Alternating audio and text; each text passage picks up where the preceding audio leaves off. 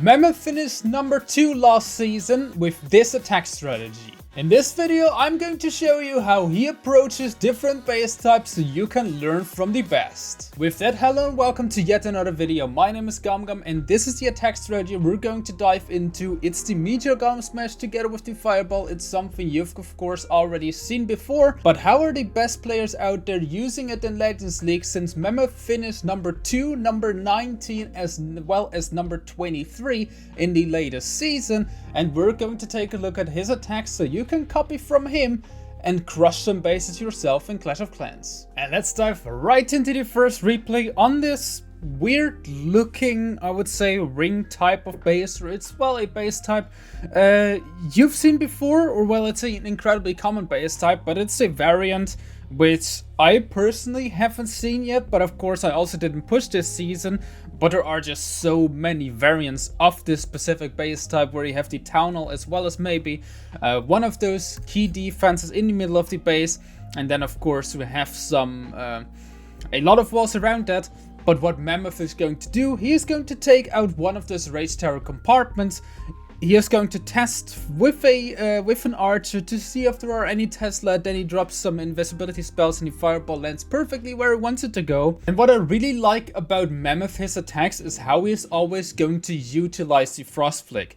So you will see in a little bit, or well, throughout his attack, that whenever the Frost Flake is going to be deployed, or well, is going to be used, it gets quite a lot of value. So the hero combinations we have are actually quite, I would say, standardized. We have the Spiky Ball as well as the Snake Braces on the Barbarian King. On the Archer Queen we have the Giant as well as the Magic Mirror. On the Grand Warden, of course, we have the Fireball in combination with the Rage Gem. And on the Royal Champion we have the Frost Flake in combination with the Electro Boots. So very standard combination, very good combination. And what you always want to do on these kind of bases, of course, you're going to funnel one side with the Fireball as well as with the Grand Warden Walk, and then you want to funnel the other side with your Barbarian King as well as your Royal Champion, and then a Log Launcher straight through the middle to always get your Meteor Golems towards the core. So if you're not watching out on these kind of bases, your troops are always going to run around the core, and that is going to be a death sentence. If you're not going to go into the core of the base and take out that long shot as well as the townhall, as well as maybe some other defenses that are in there, that is basically a death sentence if all of your troops are just walking around the outside. So you always want to use a log launcher to open it up and do some proper funneling, and with that, you most of the times you have no problem at all clearing that core. And once that core gets cleared in the back end of the base, there's basically no more defenses that can stop that mass of Meteor Golems that are still left. Basically not a single Meteor Golem went down. He still has an Overgrowth spell, he still has a freeze spell, he still has an invisibility spell which he hasn't even used yet, and this base is completely crushed. And this, we just have to say, of course, he is one of the best players out there when it comes to Legends League, as well as attacking with these Legends League modifiers. But we still have to just keep in mind, this is Legends League. We have the Legends League modifiers with the 20% troop nerfs, I mean the 20% defense buffs and so on. You're probably already familiar with those limitations you have in Legends League. But if you find this base in a regular clan war, as well as any of the lower leagues that doesn't have the same modifiers, you are going to overrun this base no matter what, if you just slightly copy what he is going to do. But of course there are more base types we want to dive into, and the second one would be this diamond base, or well, a diamond base in general. So let's take a look how you can approach diamond bases as well, and we're just in general going to take a look at every single base type so you know exactly how to attack them, as well as if it's not the exact same base, you can still see, well, certain patterns on how the base is built up. So of course you now have a diamond base, so if you find a different diamond base you can do a relatively similar approach. And what Mammuth is going to do, he is going to do a Fireball for just a little bit of funneling. He is not always going to get the biggest value with his Fireball. The value is of course very neat to get, but what's even more important is funneling, as well as of course doing it as quick as possible. because if you're going to fail with Meteor Golems, most of the times it is going to be a time fail, since these troops are just so incredibly tanky and they basically do not go down. Especially if you don't have the Legends League modifiers. With the Legends League modifiers, if there is like a, a Rage Tower setup or so, they can go down rather quickly. But without those modifiers, not a problem at all. And now, to make the pathing even better, he's going to use the Overgrowth spell, of course, also to just take out a few of those defense, of course, that Ricochet can, as well as the Bomb Hive, as well as the Rage Tower.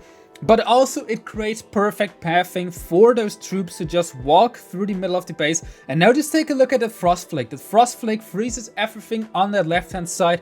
With that, the World Champion can get a few more defenses. And also on the top side, she is still so completely intact. The Spirit Fox is still alive. The Barbarian King is still tanking for her. So also the Barbarian King is no problem at all. And still you have 2 invisibility spells he is going to use for his World Champion. With that, the World Champion is even able to clear the complete top side at 12 o'clock. And we just have to take into consideration the World Champion was placed at 9 o'clock. She was placed at 9 o'clock. She walks away completely up towards 12 o'clock, takes that out and survives throughout the whole attack. And before I even can finish explaining what happened in his attack, the attack is already over because his base just got overwhelmed so incredibly quickly. And now let's dive into the next replay, where we have this also very common base, which is also incredibly nasty to attack. So you will now get a crack for this, and you can use this crack whenever you need to. And also what we just saw in the latest attack, in the previous attack, he was not using the lock launcher, but he was using the troop launcher. So there are basically 2 main siege machines you're going to use within this attack strategy. The first one would be the lock launcher whenever you have like a core town hall with the ring base type of setup.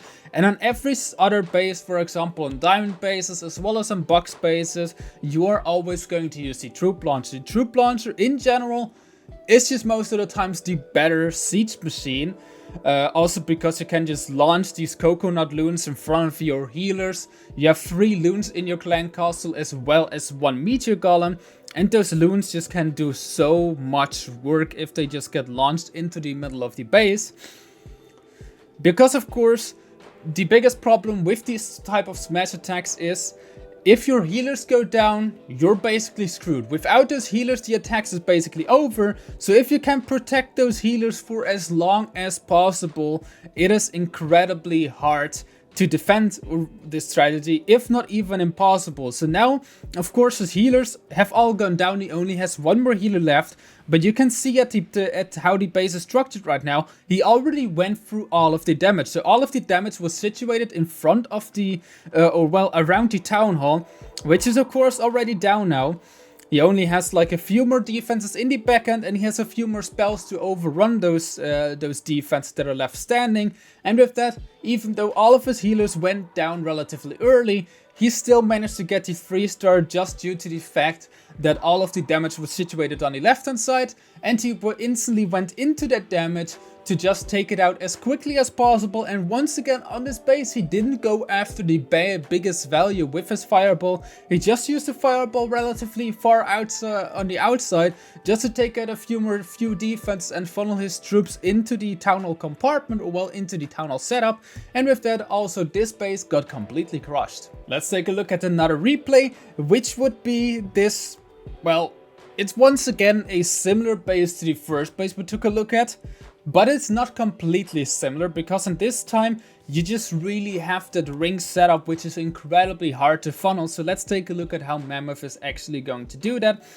And this time he's actually going after some fireball value. So on the other 3 attacks, he was not going after too much fireball value, but in this base, you just go after this fireball value also because it gives you perfect pathing to, well, get your troops inside of the core of the base. So now with the fireball, the right hand side has been completely cleared. And as we already learned in the first attack, what you always want to do is to funnel one side with your fireball, and then you counter funnel with your Barbarian King as well as your a Royal Champion, and then through the middle of the base you send your Meteor Golems in combination with a Log Launcher. So that's exactly what's going to happen here as well. He is counter funneling on the left side with his Barbarian King. Royal Champion is going to get deployed soon. He is going to tank with like a few of his totem spells. So you always have those totem spells which you can use relatively early on. You have 3 in total within your clan castle. And now just take a look at this Log Launcher. Log Launcher is perfectly opening up the core, and the timing is just impeccable. The timing is just absolutely immaculate. With that, core gets opened up.